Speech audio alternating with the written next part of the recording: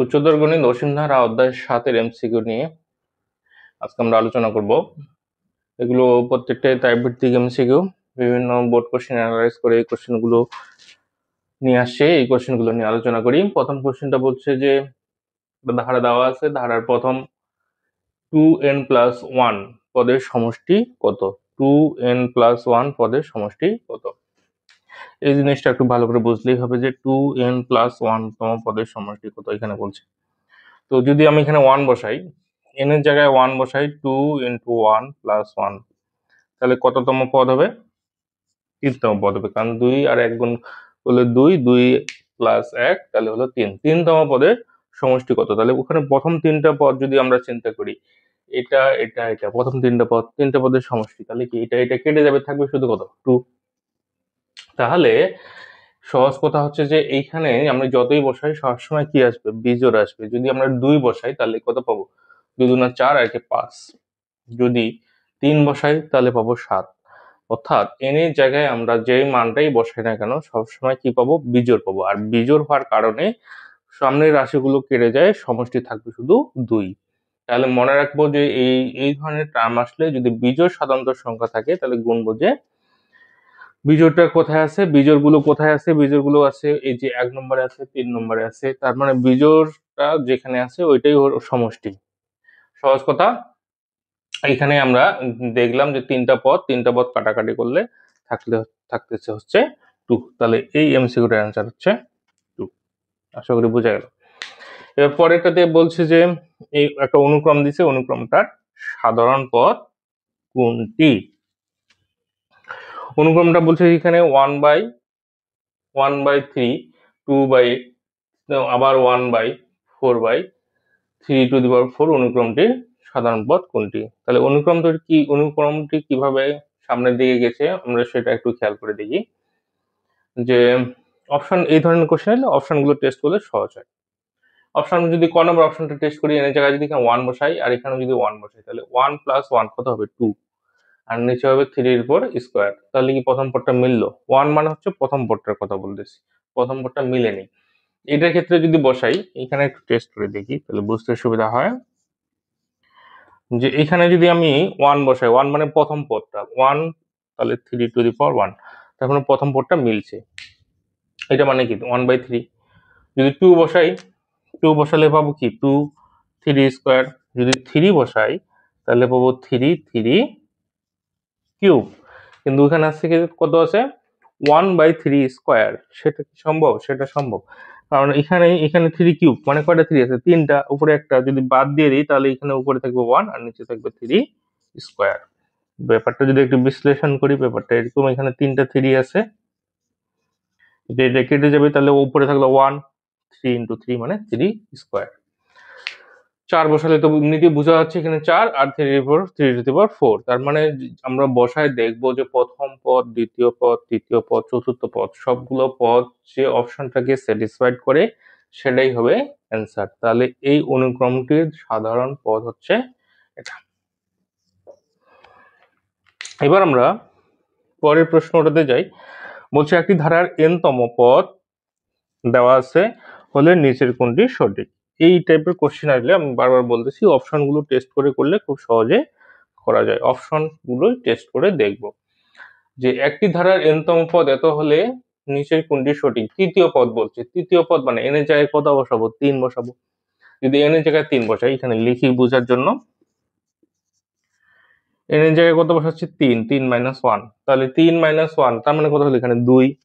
তার মানে ব্যাপারটা কি দাঁড়ালো? এটার উপর এরকম 2² দিলে এখানে কত হবে? 4। তাহলে 4 থেকে 2 বাদ দিলে কত হবে? 4। অর্থাৎ এরকম আসবে 2 - 4, তার মানে আসবে -2। কিন্তু এখানে তৃতীয় পদটা কত বলছে? -21, তাহলে এটা হয়নি। এবার এটা চেক করে দেখি পঞ্চম পদ। পঞ্চম পদ যদি বসাই, অর্থাৎ এই জায়গাটা জাস্ট বসাবো কত? 5, তাহলে এখানে আসবে হচ্ছে 4। 4 আসলে এখানে আসবে কত? 16। 16 মানে -2 এর উপরে 4 দিলে কত আসবে? 16 আসবে। তাহলে -16 থেকে এটা বাদ দিলে কত আসবে? -14। তাহলে পঞ্চম পদটাতে -14টা আছে।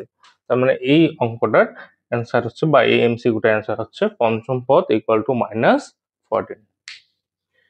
পরের কোশ্চেনটা a plus b a plus a b plus a b square dot dot dot অসীম গুণোত্তর ধারাটির সমষ্টি থাকলে বি এর জন্য কোনটি সঠিক?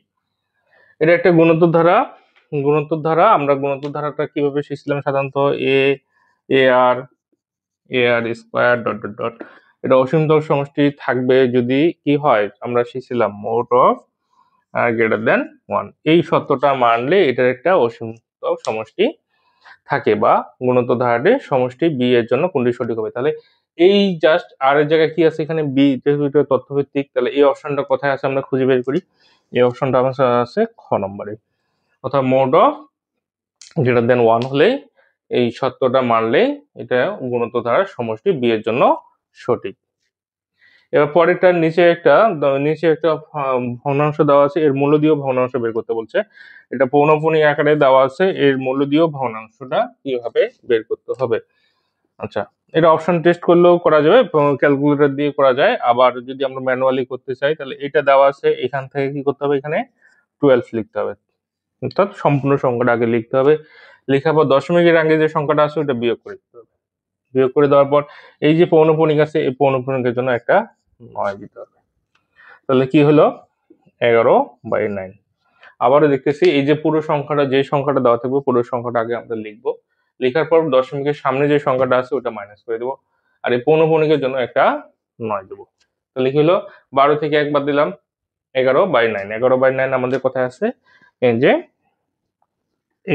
ক নম্বর অপশনে আছে। নম্বর প্রশ্নটা দেখি কি বলছে, কোন অসীম গুণোত্তর ধারার সাধারণ অনুপাত হাফ এবং অসীমতম সমষ্টি 2/3 হলে প্রথম পদ কত? আমরা অসীমতম সমষ্টির সূত্র জানি যে s infinity equal to a by 1 minus r।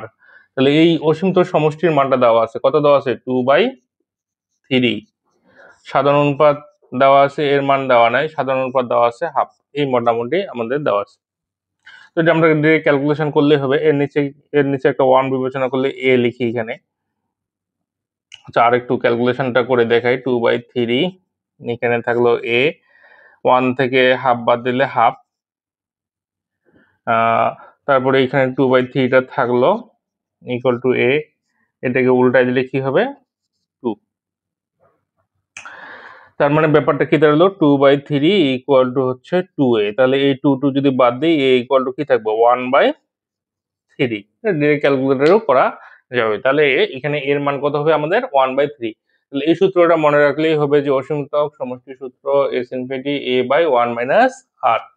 এর মানটা দেওয়া ছিল, এর মান আর এর মান বসাই দিছি, এটা ক্যালকুলেশন করলেই আমরা এর মানটা পেয়ে যাব। এর মান কত বের হলো 1/3 আমাদের ঘ নম্বর অপশনে ছিল। পরের প্রশ্নটা 0.2 plus 0.02 plus 0.002 dot dot dot গুণোত্তর ধারাটির অসীমতম সমষ্টি কত?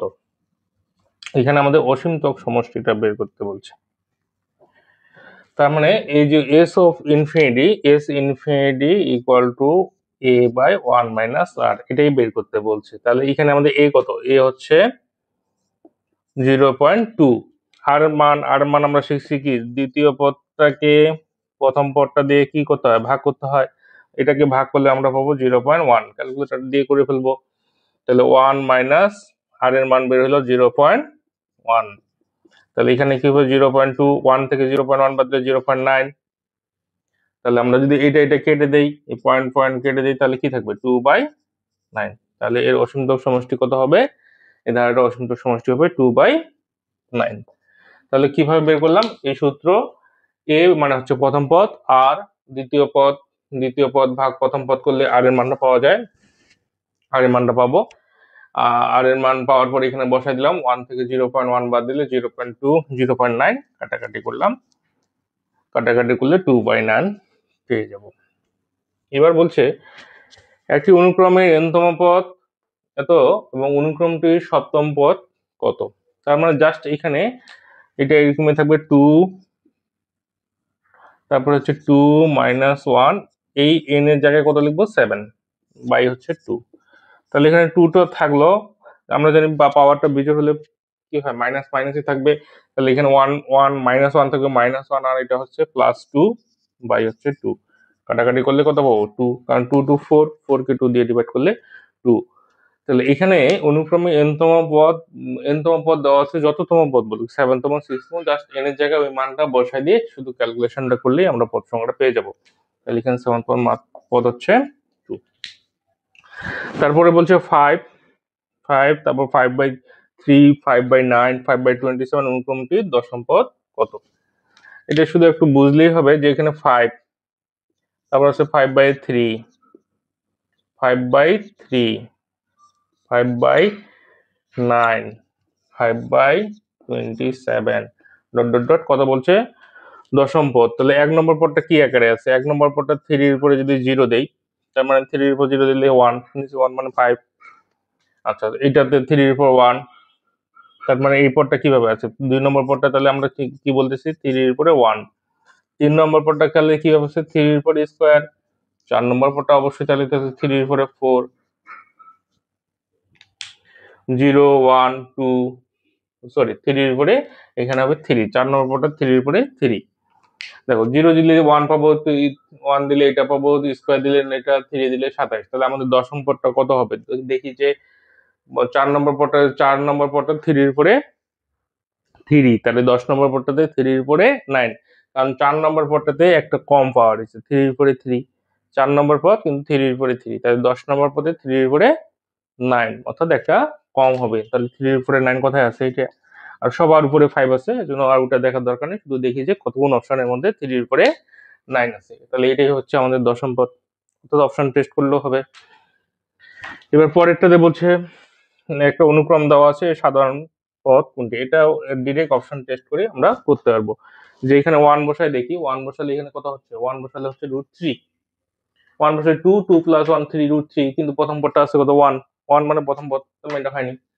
এখানে বসাই, যদি এখানে বসাই 2n - 1, যদি 1 বসাই তাহলে এখানে যদি 1 বসাই তাহলে কিন্তু 2, 2 - 1 মানে 1, 1 এর উপর রুট করলে 1, এটা ঠিক আছে। যদি 2 বসাই, 2 2 4, 4 থেকে 1 বাদ দিলে 3, তার মানে √3, ঠিক আছে। যদি 3 বসাই, এখানে যদি 3 বসাই তাহলে কত পাবো 6, 6 6 - 1, তার মানে √5। যদি 4 বসাই কত পাবো 8, 8 - 1 মানে √7। অর্থাৎ অপশন টেস্ট করে দেখলাম যে সবগুলো মিলতেছে কোন অপশনের জন্য, এই খ নম্বর অপশনের জন্য। অর্থাৎ 1 বসালে মিলতেছে, 2 বসালে মিলতেছে, 3 বসালে মিলতেছে, 4 বসালেও মিলতেছে। তাহলে এই অপশনটাই আমাদের হচ্ছে রাইট অ্যান্সার। আশা করি 1 থেকে 10 পর্যন্ত আজকে যে এমসিকিউ গুলো আলোচনা করলাম সবার সুন্দরভাবে বোঝা গেছে। এই টাইপের এমসিকিউ প্র্যাকটিস করলেই আমরা পরীক্ষায় পারবো ইনশাল্লাহ। সবাই ভালো থাকবো, আল্লাহ হাফেজ।